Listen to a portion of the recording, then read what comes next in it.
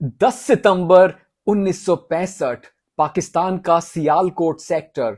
एक तरफ जमीन पर पाकिस्तान की खतरनाक आर्टिलरी आग उगल रही थी, दूसरी तरफ आसमान से इंडियन एयरफोर्स के मिस्टियर जेट्स उन पर मौत बनकर मंडरा रहे थे। टारगेट लॉक था, मिसाइल्स दागी जा रही थी, लेकिन तभी बाजी पलट गई। दुश्मन की एंटी एयरक्राफ्ट गन का एक गोला सीधा एक इंडियन फाइटर प्लेन के इंजन में जा लगा। कॉकपिट में आग भर गई, लेकिन प्लेन के हवा में बिखरने से ठीक कुछ सेकंड्स पहले पायलट ने इजेक्शन सीट का लीवर खींच दिया। हवा में एक पैराशूट खुला, लेकिन असली खतरा अब शुरू होने वाला था। वो पायलट अभी जमीन को छू भी नहीं पाया था कि नीचे खड़ी पाकिस्तानी फौज ने उस पर राइफल से फायरिंग शुरू कर दी। पाकिस्तानी सैनिक गन्ने के खेतों में उस निहत्थे भारतीय को शिकार बनाने के लिए दौड़ पड़े। चारों तरफ दुश्मन, बदन पर चोट। सिचुएशन ऐसी थी कि बचना नामुमकिन लग रहा था। लेकिन इतिहास गवाह है कि भारतीय फौजी तब और खतरनाक हो जाता है जब वो अकेला होता है। ये कहानी है उस जांबाज पायलट की जिसने दुश्मन के घर में गिरकर पूरी पाकिस्तानी आर्मी को चकमा दिया और 24 घंटे से भी कम समय में पैदल चलकर वापस अपने वतन, अपने भारत लौट आया। साल 1965 भारतीय सेना और पाकिस्तानी सेना के बीच एक भीषण युद्ध चल रहा था। जंग अपने चरम पर थी। युद्ध के 4 दिन बीत जाने के बाद भारतीय सेना को आदेश मिलता है कि लाहौर पर कब्जा किया जाए, लेकिन यह काम बिल्कुल आसान नहीं था। इस रास्ते में सबसे बड़ी रुकावट थी इशगोइल कैनाल, जिसे पाकिस्तान ने 1950 में बनवाया था। यह नहर भारतीय सेना की आगे बढ़ने की राह में दीवार बनकर खड़ी थी। नहर पर एक पुल मौजूद था और उसी पुल के सहारे सेना को आगे बढ़ना था, लेकिन उस पुल में पहले से ही डायनामाइट लगा हुआ था। इस नहर के पीछे घने जंगलों और गन्ने के खेतों की आड़ में पाकिस्तान ने अपनी सबसे खतरनाक आर्टिलरी छुपा रखी थी। American 155 mm हावित्जर तोपें। ये तोपें आग उगल रही थी। भारतीय सेना की इन्फेंट्री और टैंक रेजिमेंट्स पर लगातार गोले बरस रहे थे। हमारे जवान आगे बढ़ने की कोशिश कर रहे थे, लेकिन ये अदृश्य दुश्मन जो झाड़ियों के पीछे छुपा था, उन्हें टिकने नहीं दे रहा था। आखिरकार भारतीय सेना ने इन आर्टिलरी को नष्ट करने के लिए भारतीय वायुसेना की मदद लेने का फैसला किया। इसकी सूचना आदमपुर एयरफोर्स स्टेशन को दे दी गई। जालंधर के पास आदमपुर एयरबेस में स्क्वाड्रन लीडर टीपीएस गिल 3 युवा पायलट्स को ब्रीफिंग दे रहे थे। इन 3 में से एक थे फ्लाइंग ऑफिसर दारा फिरोज शिनॉय। उम्र महज 21 साल। पारसी समुदाय का ये नौजवान आज एक ऐसे मिशन पर जाने वाला था जो इतिहास के पन्नों में दर्ज होने वाला था। जेंटलमैन, सिचुएशन क्रिटिकल है। सियालकोट सेक्टर में हमारी आर्मी भारी गोलाबारी झेल रही है। दुश्मन की वो आर्टिलरी हमें हर हाल में खामोश करनी है, ये आदेश थे। इंटेलिजेंस के मुताबिक वो पसरूर के पास कहीं छिपे हैं। हमें नीचे जाना होगा, बहुत नीचे, और उन्हें ढूंढकर तबाह करना होगा। एक बात और, वहां का आसमान एंटी एयरक्राफ्ट गन से भरा पड़ा है। रिस्क बहुत ज्यादा है। Good luck. चारों पायलट्स अपने अपने असॉल्ट मिस्टियर फाइटर जेट्स की तरफ बढ़ते हैं।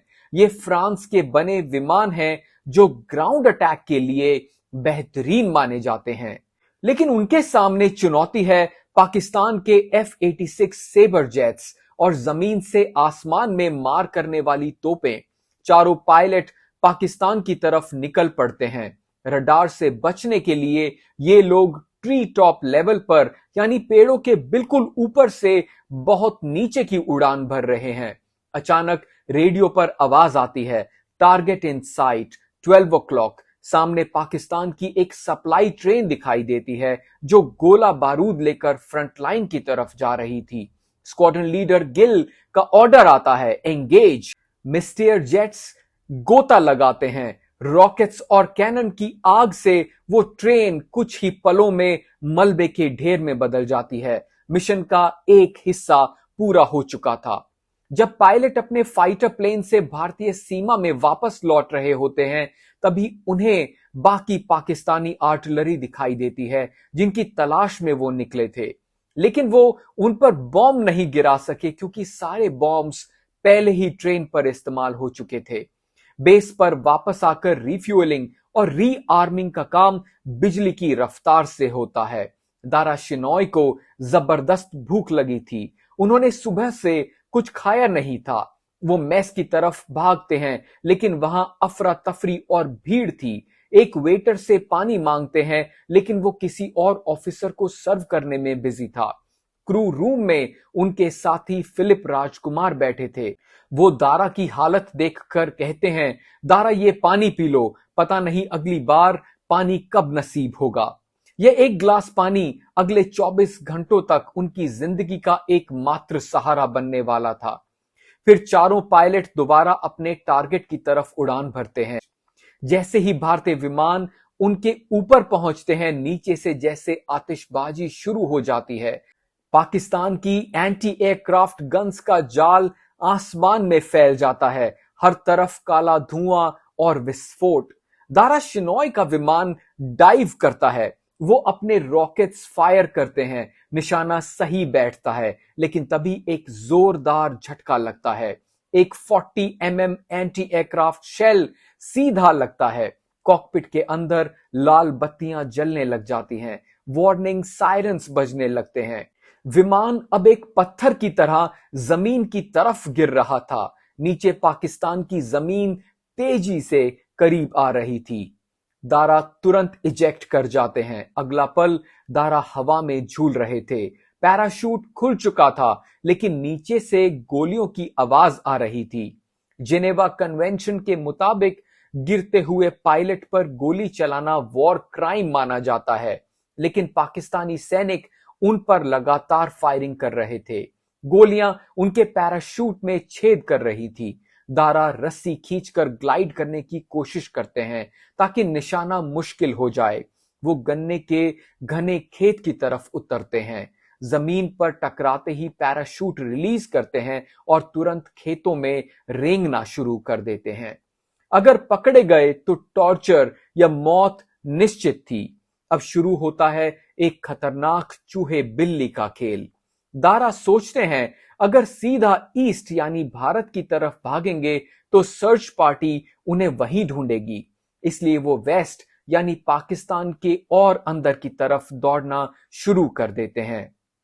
ये काम रिस्की था, लेकिन काम कर जाता है। सर्च पार्टी ईस्ट में ढूंढती रह जाती है और उनकी नाक के नीचे से उल्टे डायरेक्शन में निकल जाते हैं। सूरज ढलता है। दारा एक घनी झाड़ी के नीचे छुप जाते हैं। उनके पास मैप्स, कोड्स और जरूरी डॉक्यूमेंट्स थे। अगर दुश्मन के हाथ लग जाते तो सारे राज खुल जाते। वो लाइटर से छोटा गड्ढा खोदकर सब डॉक्यूमेंट्स उसमें जला देते हैं और राख मिट्टी में दबा देते हैं।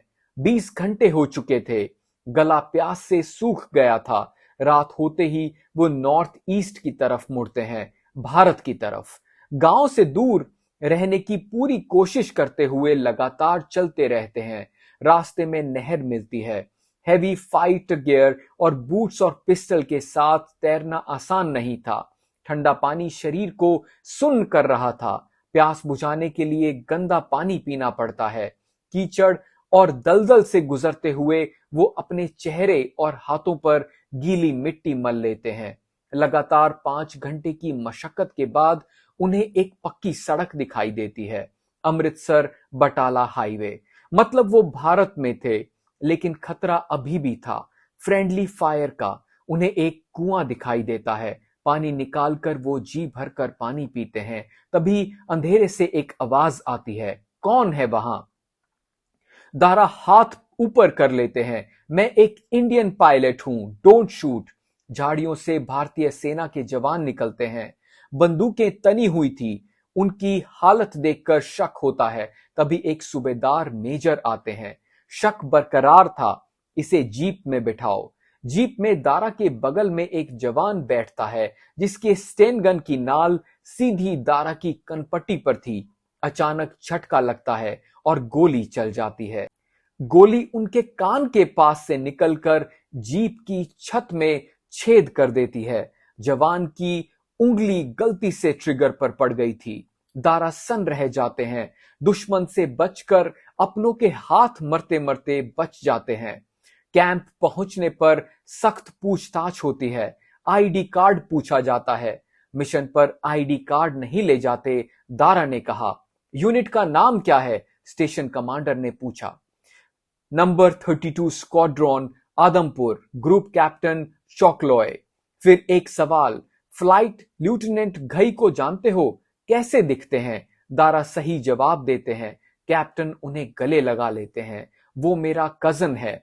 माहौल एकदम से बदल जाता है। कॉफी और नाश्ता आता है। दारा के लिए यह किसी शाही दावत से कम नहीं था। उन्हें अमृतसर एयरफोर्स स्टेशन भेजा जाता है। अगले दिन जब वो आदमपुर एयरबेस की मेस में दाखिल होते हैं तो सन्नाटा छा जाता है। उनके साथी जो समझ चुके थे कि दारा शहीद हो चुके हैं, उन्हें जिंदा देखकर हैरान रह जाते हैं। फिर तालियों और हूटिंग से पूरा हॉल गूंज उठता है। दारा शिनॉय मौत के मुंह से वापस आए हैं। उनके साहस के लिए उन्हें डिस्टिंग्विश्ड सर्विस मेडल से नवाजा जाता है।